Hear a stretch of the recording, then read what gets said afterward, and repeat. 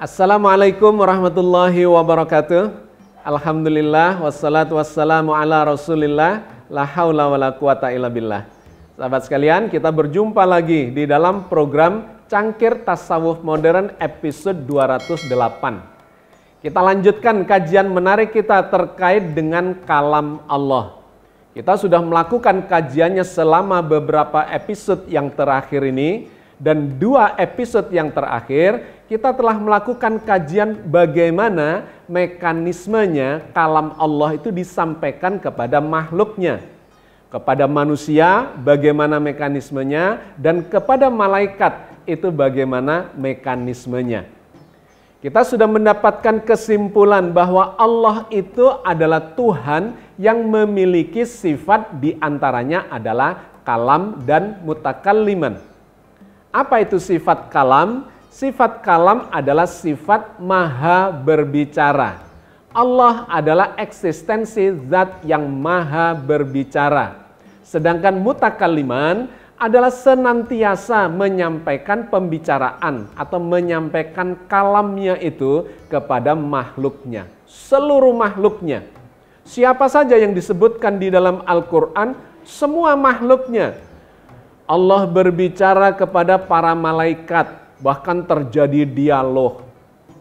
Allah berbicara kepada iblis, juga terjadi dialog. Bahkan digambarkan selain kepada manusia, kepada hewan, kepada alam semesta, kepada langit dan bumi, juga terjadi dialog.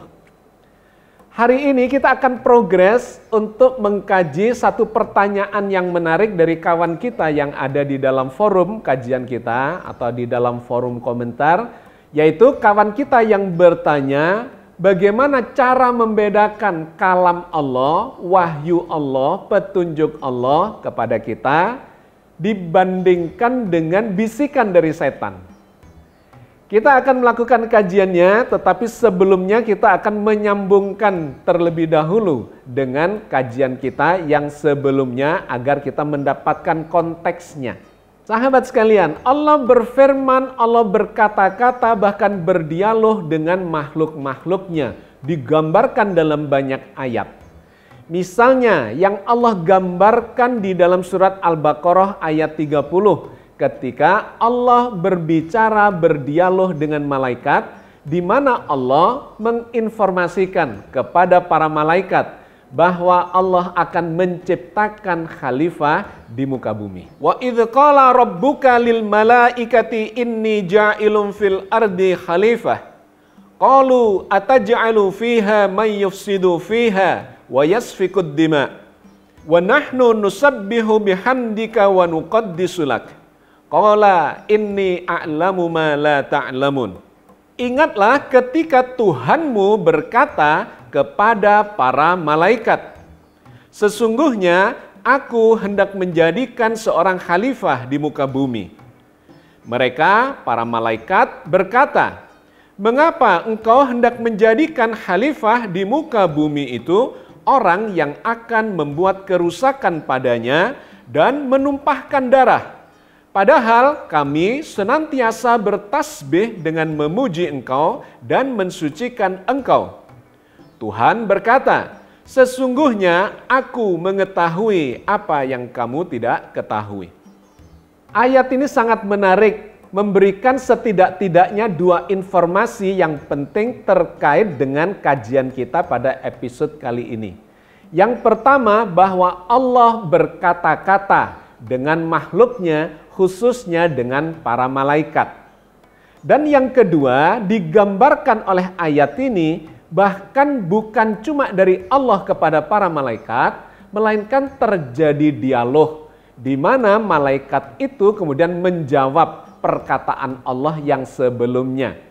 Wa idh qala rabbuka lil malaikati inni ja'ilum fil ardi khalifah. Ingatlah ketika Allah berkata kepada para malaikat bahwa Allah akan menjadikan khalifah di muka bumi. Kemudian para malaikat itu menjawab, qalu ataj'alu fiha may yufsidu fiha wa yasfikud dima. Mereka berkata, para malaikat itu, kenapa ya Allah akan engkau jadikan seorang khalifah di muka bumi yang dia akan menumpahkan darah dan membuat kerusakan di dalamnya. Dan seterusnya sampai akhir ayat itu. Poin penting yang ingin saya sampaikan adalah terjadi dialog antara Allah dengan para malaikat. Di episode yang lalu kemudian kita telah membahas bagaimana itu mekanismenya antara Allah dengan makhluknya, khususnya para malaikat, terjadi dialog itu. Seringkali kita membayangkan secara personifikasi seakan-akan Allah itu seperti sosok dan kemudian malaikat itu juga sosok, digambarkan berhadap-hadapan dan kemudian terjadi dialog yang sangat personifikasi seperti antar manusia dengan manusia yang lainnya. Tentu saja yang demikian ini tidak bisa diterapkan untuk memberikan imajinasi kepada kita terkait dengan dialog antara Allah dengan para malaikat itu. Dikarenakan banyak ayat-ayat lain yang harus kita pertimbangkan bahwa Allah itu maha meliputi. Apa yang diliputi oleh Allah? Seluruh langit dan bumi. Walillahi ma fis samawati wa ma fil ardi wa kanallahu bikulli syai'im muhita. Langit dan bumi itu adalah milik Allah semata dan Allah maha meliputi segala sesuatu itu. Jadi sahabat sekalian, jagat raya saja diliputi oleh Allah untuk menggambarkan bahwa Allah itu bukan sosok yang terbatas, yang bisa dipersonifikasikan seperti manusia atau makhluknya yang memiliki sosok. Di ayat yang lain lagi digambarkan, laisa kamitslihi syai'. Allah itu tidak seperti apapun yang kalian bisa bayangkan, bisa kalian gambarkan yang ada di benak kalian. Jadi di satu sisi Allah adalah zat atau eksistensi yang tidak bisa digambarkan dengan apapun. Meliputi jagat raya yang demikian besarnya. Dan yang kedua, malaikat itu digambarkan memang sebagai makhluk yang memiliki sosok. Nah, karena malaikat itu memiliki sosok, maka dia berada di dalam liputan Allah. Malaikat itu berada di dalam alam semesta, melakukan pergerakan antar satu posisi ke posisi yang lain dengan kecepatannya untuk menempuh jarak dan membutuhkan waktu dan seterusnya. Malaikat berada di dalam jagat raya. Jagat rayanya berada di dalam liputan Allah. Maka malaikat dan jagat raya berada di dalam Allah. Sehingga ketika terjadi dialog itu, yang digambarkan ayat ini tadi, maka jangan membayangkan berhadapan itu sosok dengan sosok, melainkan makhluk termasuk malaikat ini sudah berada di dalam liputan kebesaran dan keagungan Allah. Sehingga digambarkan di ayat yang berbeda bahwa antara Allah dengan makhluknya sesungguhnya tidak berjarak, kepada manusia tidak berjarak, dengan malaikat juga tidak berjarak, bahkan dengan alam semesta juga tidak berjarak, karena semua itu sudah diliputinya. Sehingga interaksi, komunikasi antara Allah dengan makhluknya itu sesungguhnya adalah komunikasi yang tidak berjarak, tidak membutuhkan jarak, bahkan tidak membutuhkan waktu. Di episode yang lalu kita telah mengelaborasi istilah di dalam sains yang disebut sebagai quantum entanglement. Kita pernah membahas tentang malaikat itu, bahwa malaikat adalah makhluk kuantum. Dan ketika kita melihat dalam sisi atau sudut pandang komunikasi kuantum, Maka ada yang dikenal disebut sebagai mekanisme quantum entanglement. Apa itu quantum entanglement? Adalah terjadinya ikatan yang tidak terikat oleh jarak, tidak dipengaruhi oleh jarak dan oleh waktu, sehingga komunikasi antara partikel A dengan partikel B sesama kuantum itu sama sekali tidak membutuhkan ruang dan waktu, disebut sebagai real time. Antar makhluk malaikat saja komunikasinya adalah real time. Apalagi antara makhluk, antara malaikat dengan Allah yang meliputinya. Yang tidak bisa digambarkan, laisa kamitslihi syai'un. Oke ya, ini untuk menyambungkan dengan kajian kita kemarin, detailnya silahkan dilihat di episode yang lalu. Poin penting yang ingin saya sampaikan pada kesempatan kali ini, yang pertama adalah Allah memiliki sifat kalam dan mutakalliman, maha berbicara dan senantiasa berbicara kepada makhluknya. Mulai dari para malaikat, jin, iblis, setan, manusia, binatang, tumbuhan, bahkan alam semesta. Allah senantiasa berkata-kata, senantiasa menyampaikan kalamnya dalam berbagai macam bentukannya. Di ayat yang berbeda, Allah memberikan gambaran tentang dialognya dengan iblis misalnya. Dalam surat Al-A'raf ayat 12. Qala ma mana'aka alla tasjuda idh amartuk. Qala ana khairum minhu. Khalaqtani min narin wa khalaqtahu min tin. Allah berkata, apakah yang menghalangimu untuk bersujud kepada Adam di waktu aku menyuruhmu? Berkata iblis, saya lebih baik daripadanya. Engkau ciptakan saya dari api, sedang dia engkau ciptakan dari tanah. Ayat ini juga menggambarkan dialog antara iblis sebagai makhluk dengan Allah sebagai Khalik. Lagi-lagi janganlah kita menggambarkan ini terjadi berhadap-hadapan sosok iblis dengan sosok Allah, karena Allah itu tidak bersosok, Allah itu tidak bisa dibayangkan eksistensinya karena begitu besarnya dan justru sudah meliputi seluruh eksistensi makhluknya. Maka ayat-ayat yang bercerita tentang dialog Allah dengan makhluknya itu sesungguhnya makhluk itu berada di dalam eksistensi Allah itu. Sehingga dialog itu sesungguhnya real time, tidak bergantung ruang dan waktu. Langsung masuk ke dalam jiwa kalau itu kepada manusia. Antara Allah dengan malaikat itu juga real time, tidak membutuhkan ruang dan waktu. Juga termasuk dengan iblis, semuanya itu sudah berada di dalam diri Allah belaka. Dikarenakan Allah sudah meliputi seluruh makhluknya. Termasuk juga ketika Allah berdialog dengan langit dan bumi misalnya yang digambarkan dalam surat Fussilat ayat 11. Tsummastawa ilas samai wa hiya duhanun faqala laha walil ardi itiya tau'an aw karhan qalata ataina ta'iin.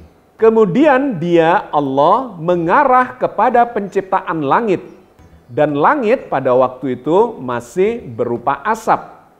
Lalu dia berkata kepadanya dan kepada bumi, datanglah kamu keduanya menurut perintahku dengan suka hati atau terpaksa. Keduanya menjawab, kami datang dengan suka hati. Sekali lagi jangan membayangkan ada dua entitas yang berbeda dan berhadap-hadapan. Alam semesta, langit dan bumi sedang berhadapan dengan Tuhannya, kemudian terjadi dialog itu. Bukan begitu, dikarenakan Allah justru sudah meliputi seluruh langit dan bumi itu. Tidak ada jarak antara makhluk dengan Tuhannya. Maka dialog itu adalah dialog yang tidak bisa dengan sederhana digambarkan sebagai dialog antara dua entitas yang berbeda, dua eksistensi yang berbeda. Melainkan satu eksistensi yang berada di dalam eksistensi yang meliputinya. Ketika ayat ini menggambarkan dialog antara Allah dengan makhluk yang namanya langit dan bumi, alam semesta, maka itu sesungguhnya memberikan nuansa gambaran tentang proses penciptaan langit dan bumi itu di dalam kendali Allah, Sang Maha Pencipta, Maha Berkuasa sepenuhnya. Itu adalah gambaran untuk memberikan pelajaran kepada kita bahwa alam semesta terpaksa atau suka hati katanya, datanglah kepadaku kata Allah, untuk dibentuk, dibangun menjadi ciptaan yang namanya alam semesta ini seperti yang kita lihat dan kita diami sekarang. Itu sesungguhnya menggambarkan kekuasaan Allah yang tidak ada batasnya, yang tidak bisa dilawan oleh makhluknya. Sehingga digambarkan di ayat berikutnya, surat Fussilat ayat 12, Allah mewahyukan kepada langit yang sedang diciptakan itu urusan masing-masing di setiap lapisan langit yang berbeda-beda. Berikut ini ayatnya di mana Allah mewahyukan sebagai sebuah perintah dan kemudian menjadi sunatullah, menjadi hukum alam di setiap lapisan langit yang berbeda itu. Faqadahunna sab'a samawatin fi yaumaini wa auha fi kulli sama'in amroha wa zayyana as-sama'ad dunya bimasabiha wa hifdha. Dzalika takdirul azizil alim. Maka dia menjadikannya 7 langit dalam 2 masa. Dia mewahyukan kepada tiap-tiap langit urusannya. Dan kami hiasi langit yang dekat dengan bintang-bintang yang cemerlang, dan kami memeliharanya dengan sebaik-baiknya. Demikianlah ketentuan yang Maha Perkasa lagi Maha Mengetahui. Jadi sahabat sekalian, begitulah keadaannya. Allah senantiasa berbicara kepada seluruh makhluknya dengan menggunakan bahasa makhluk itu. Yang di episode lalu kita sudah mengkajinya bahwa seluruh jagat raya dengan segala isinya sedang bertasbih memuji Allah, tetapi kita ini tidak mengerti tasbih mereka, tidak mengerti bahasa mereka, tidak mengerti bahasa yang digunakan untuk berinteraksi itu, bahkan segala macam mekanismenya itu masih banyak sekali yang kita tidak memahaminya. Karena itu kita tidak bisa membayangkan interaksi itu terjadi secara personifikasi, meskipun dengan keterbatasan kita memiliki imajinasi yang bersifat personifikasi. Tetapi kita harus selalu mengembalikan kepada ayat yang mengatakan laisa kamitslihi syai'un. Allah itu tidak seperti apapun yang bisa kamu bayangkan. Tetapi ayat-ayatnya menggambarkan secara sangat beragam. Allah menyampaikan kalamnya, wahyunya, kata-katanya kepada seluruh makhluknya. Bukan hanya kepada makhluk hidup, tetapi juga kepada benda mati termasuk jagat raya ini. Dan khusus kepada manusia, Allah memberikan gambaran yang lebih detail tentang mekanisme bagaimana Allah berkata-kata, menyampaikan kalamnya kepada manusia. Ada 3 mekanisme sebagaimana digambarkan oleh Allah dalam surat Asy-Syura ayat 51. Wa ma kana li basyarin ayyukallimahullahu illa wahyan aw min wara'i hijabin aw yursila rasulan fayuhya bi idnihi ma yasha innahu aliyyun hakim. Dan tidak mungkin bagi seorang manusia pun bahwa Allah berkata-kata dengan dia kecuali dengan perantaraan wahyu atau di belakang tabir atau dengan mengutus seorang utusan lalu diwahyukan kepadanya dengan seizinnya apa yang dia kehendaki. Sesungguhnya dia maha tinggi lagi maha bijaksana. Jadi Allah menggambarkan 3 mekanisme interaksi komunikasi antara makhluk manusia dengan Tuhan, dengan Allah itu. Yang pertama melalui wahyu yang disampaikan oleh Allah tidak melalui perantara utusan, melainkan langsung dari Allah kepada manusia, langsung ke dalam jiwanya. Tiba-tiba seseorang merasakan ada semacam, kalau manusia biasa itu bisa disebut inspirasi. Itu datangnya dari Allah. Atau ada yang menyebutnya sebagai ilham. Levelnya lebih tinggi dari inspirasi, tingkat trust-nya, tingkat keterpercayaannya itu lebih tinggi dari inspirasi. atau yang disebut sebagai wahyu, yang disampaikan oleh Allah melalui proses pewahyuan ke dalam jiwa manusia secara langsung. Itu digambarkan oleh sejumlah ayat Al-Quran ketika Allah misalnya berkata-kata, berdialog bahkan dengan Nabi Ibrahim. Langsung kalimat Allah, kalam Allah itu masuk ke dalam jiwa beliau, di mana Nabi Ibrahim merasakan sedang terjadi dialog itu. Allah menggambarkan hal itu di dalam sejumlah ayat, di antaranya dalam surat Al-Baqarah 124. Wa idh ibtala Ibrahima rabbuhu bikalimatin fa'atammahun. Qala inni ja'iluka linnasi imama. Qala wa min dzurriyyati. Qala la yanalu ahdidz zalimin. Dan ingatlah ketika Ibrahim diuji Tuhannya dengan beberapa kalimat. Lalu Ibrahim menunaikannya. Allah berfirman, sesungguhnya aku akan menjadikanmu Ibrahim imam bagi seluruh manusia. Ibrahim berkata, dan saya mohon juga dari keturunanku. Allah berfirman, janjiku ini tidak mengenai orang yang zalim. Coba perhatikan ayat ini, menggambarkan dialog antara Nabi Ibrahim dengan Allah. Apakah Nabi Ibrahim berhadapan-hadapan dengan Allah secara sosok dengan sosok? Tentu bukan begitu cara memahaminya, dikarenakan Allah sudah meliputi seluruh jagat raya, meliputi Nabi Ibrahim. Ibrahim berada di dalam eksistensi Allah.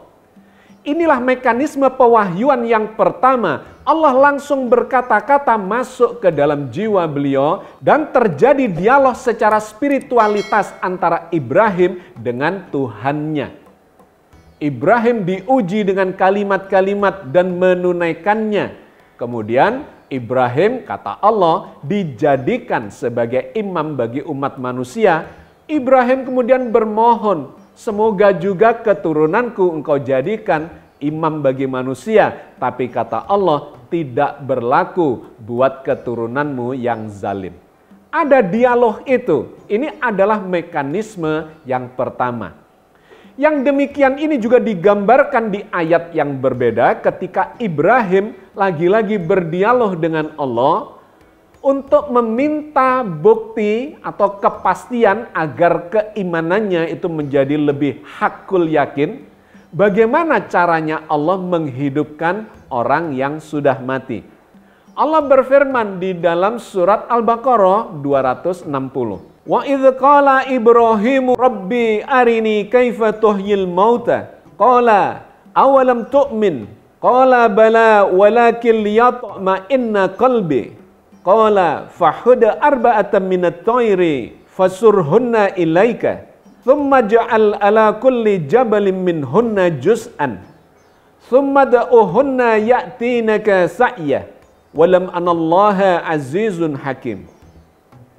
Dan ingatlah ketika Ibrahim berkata, ya Tuhanku, perlihatkanlah kepadaku bagaimana engkau menghidupkan orang-orang mati.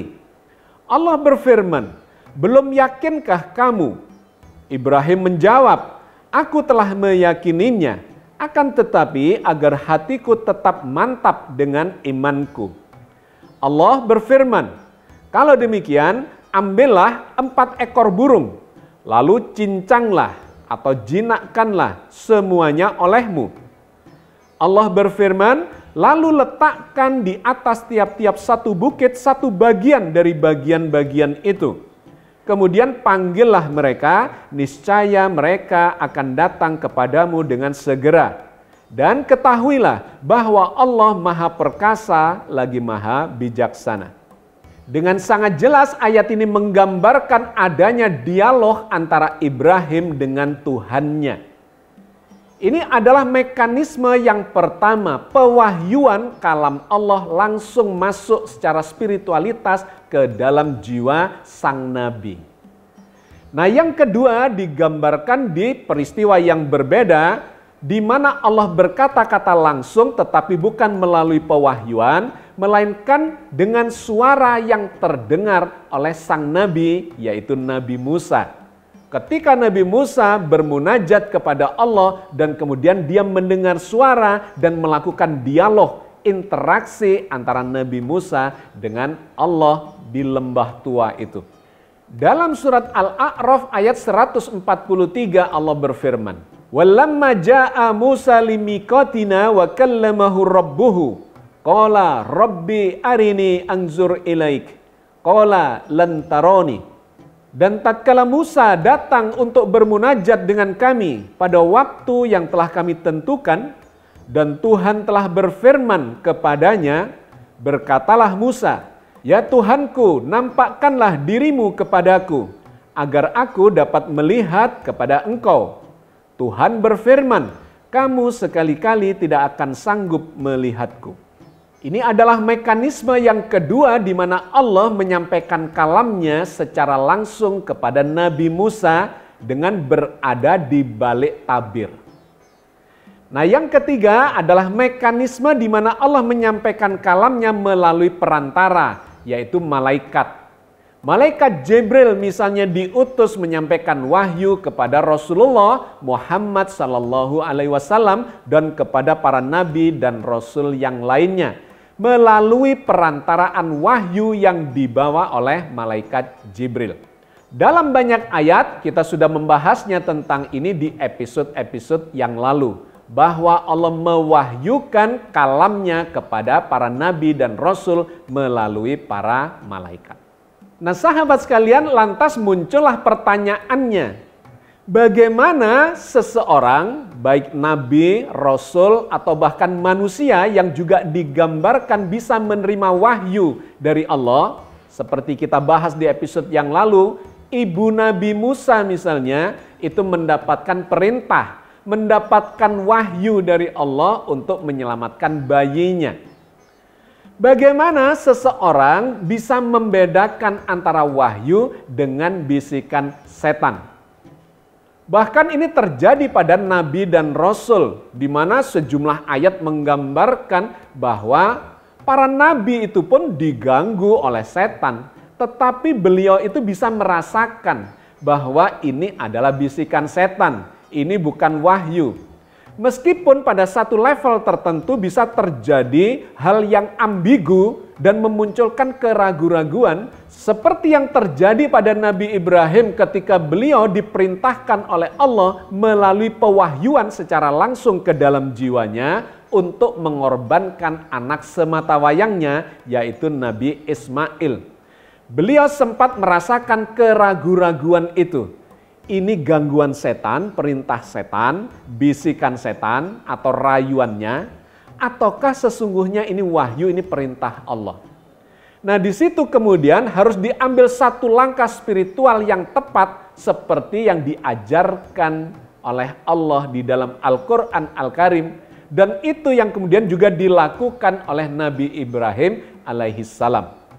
Yang demikian ini bisa juga terjadi pada kita dan kita harus mengikuti bagaimana Al-Quran mengajari kita untuk bisa membedakan antara itu bisikan setan dan itu adalah petunjuk dari Allah Azza wa Jalla. Secara umum sesungguhnya ada norma nilai yang sangat mudah digunakan untuk membedakan apakah ini bisikan rayuan setan ataukah ini sesungguhnya adalah petunjuk. Kalau kita mengkaji dari dalam Al-Quran ada ratusan ayat yang menceritakan bahwa setan itu senantiasa membisik-bisikkan sesuatu yang bersifat buruk, yang bersifat jahat, yang bersifat merusak, yang melawan hati nurani. Itu pasti dari setan. Jadi setan itu adalah agen keburukan, agen kejahatan, agen perusakan. Kalau kita ada bisikan, menerima bisikan, serasa dari dalam diri kita atau mungkin dari sekitar kita, karena manusia itu juga bisa dianggap sebagai setan. Kata Al-Quran, minal jinnati wan nas. Setan itu bisa berupa jin yang tidak kelihatan, atau bisa berupa manusia yang membisik-bisikkan, mengajak kita melakukan sesuatu kemungkaran. Jadi secara normatif sesungguhnya sederhana, Bisikan setan, rayuan setan itu selalu mengajak kepada kerusakan, kepada yang jahat, kepada yang menghancurkan, yang merugikan, dan seterusnya. Itu pasti dari setan. Sedangkan petunjuk itu selalu mengajak pada kebaikan. Amar ma'ruf, nahi mungkar. Kemakrufan adalah petunjuk, kemungkaran adalah bisikan setan. Itu adalah pedoman secara normatif. Hanya kadang-kadang kita menjadi sulit untuk membedakan dikarenakan kepentingan kita secara personal, kepentingan individu kita terlibat. Ketika kita berkepentingan terhadap sesuatu itu, muncul bisikan setan untuk mengambil hak orang lain karena kita berkepentingan, lantas kemudian kita tertutupi dari kebenaran, dari kebajikan, dan kemudian merugikan orang lain. Memunculkan masalah, ketidakadilan, penipuan, dan kriminalitas, dan sebagainya, itu pasti sesungguhnya adalah dorongan sifat-sifat setania atau bisikan-bisikan dari setan itu. Yang demikian ini digambarkan misalnya dalam surat An-Nas. Qul a'udzu birabbin nas, malikin nas, ilahin nas, min syarril waswasil khannas, alladzi yuwaswisu fi sudurin nas, minal jinnati wan nas. Katakanlah, aku berlindung kepada Tuhan yang memelihara dan menguasai manusia, raja manusia, sesembahan manusia, dari kejahatan setan yang biasa bersembunyi, yang membisikkan ke dalam dada manusia, dari golongan jin dan manusia. Min syarril waswasil khannas, alladzi yuwaswisu fi sudurin nas, minal jinnati wan nas. Dari keburukan, dari kejahatan, bisikan setan yang biasa tersembunyi, yang langsung dimasukkan ke dalam jiwa kita. Seakan-akan itu muncul dari dalam diri kita. Tetapi poin pentingnya adalah min syarril waswasil khannas. Itu berupa kejahatan, berupa keburukan, ketidakadilan, kebohongan, segala macam pokoknya yang jelek-jelek, yang menghancurkan, membinasakan, menganiaya bahkan terhadap diri sendiri, itu pasti adalah bisikan setania. Nah, kita diperintahkan untuk berlindung. Kenapa? Dikarenakan memang kita ini secara logika itu banyak kalahnya dengan setan itu. Setan adalah makhluk yang seringkali tidak kelihatan kalau dari golongan jin. Tapi kalau dari golongan manusia kelihatan, cuman kadang-kadang seperti teman kita, mengajak kita, menawar-nawarkan segala macam keuntungan untuk melakukan sesuatu itu. Kita seringkali kalah oleh itu dikarenakan melibatkan kepentingan dan hawa nafsu kita. Tetapi kalau kita bersifat netral, tidak punya kepentingan, maka pandangan kita akan menjadi lebih jernih. Kita akan bisa melihat bahwa sesungguhnya ini adalah bisikan setania. Tetapi ketika kita tidak bisa memisahkan itu, dan kemudian kita merasakan ada keraguan itu, segeralah berlindung kepada Allah. Allah yang akan memberikan petunjuknya. Nah, petunjuk itu berbeda 180 derajat dari bisikan setaniah yang menghancurkan, yang merusak itu, karena petunjuk Allah itu akan menjadikan kita melakukan kebajikan-kebajikan yang memberikan manfaat dan bukan kehancuran atau kebinasaan. Sehingga di ayat yang berbeda lagi Allah menegaskan kembali, berlindunglah kepada Allah untuk melawan bisikan-bisikan setaniah itu. Dalam surat Al-Mu'minun ayat 97 Allah mengajarkan kepada kita. Wa qur rabbi a'udzubika min hamazatis syayatin. Dan katakanlah, ya Tuhanku, aku berlindung kepada Engkau dari bisikan-bisikan syaitan. Allah yang maha mengetahui dan menciptakan makhluk-makhluknya mengajari kita supaya kita berlindung kepada Allah. Katakanlah, ya Allah, aku berlindung kepadamu dari godaan, dari gangguan, dari bisikan setan-setan itu. Dan ternyata di ayat yang lain lagi kemudian digambarkan iblis sebagai pemimpin para setan itu. Memang dia kemudian membuat statement, membuat pernyataan bahwa orang-orang yang berlindung ikhlas, mengikhlaskan segala aktivitasnya, ibadahnya, kegiatannya, apapun kehidupannya hanya karena Allah, itulah orang-orang yang tidak bisa diganggu oleh setan, bahkan oleh iblis sekalipun. Di dalam surat Al-Hijr ayat 39 sampai 41 Allah mengajarkan, Qala Rabbi bima aghwaytani la uzayyinanna lahum fil ardi wa la ughwiyannahum ajma'in illa ibadaka minhumul mukhlasin.